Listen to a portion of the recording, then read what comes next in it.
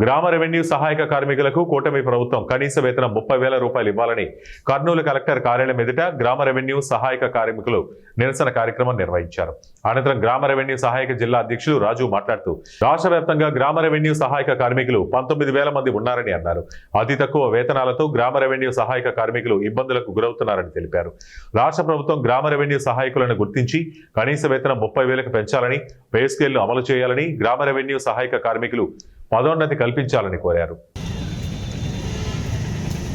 వీఆర్ఏలకు pay scale, వీఆర్ఏలకు pay scale, nominee వీఆర్ఏలను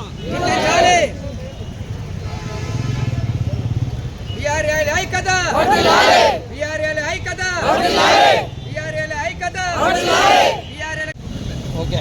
ఈరోజు రాష్ట్ర వ్యాప్తంగా జరుగుతున్నటువంటి వీఆర్ఏ సమస్యలపైన మేమంతా ఈరోజు కలెక్టర్ ఆఫీసుల దగ్గర 18వ తారీఖు తహసీల్దార్ ఆఫీసుల దగ్గర, 19వ తారీఖు ఆఫీసుల కార్యాలయాల దగ్గర, 20వ తారీఖు ఆర్డీఓ కార్యాలయాల దగ్గర నిరసన కార్యక్రమం చేస్తున్నాము.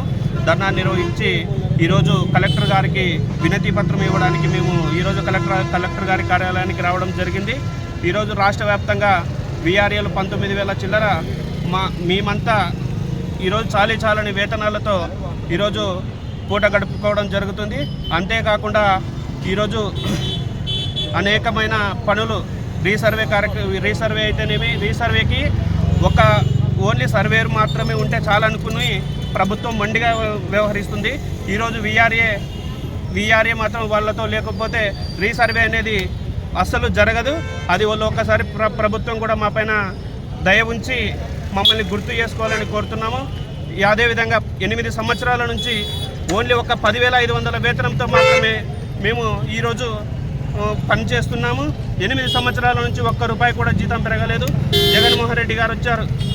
గత ప్రభుత్వంలో జగన్మోహన్ రెడ్డి గారు మేము వచ్చిన వెంటనే 15,000 వేతనం ఇస్తామని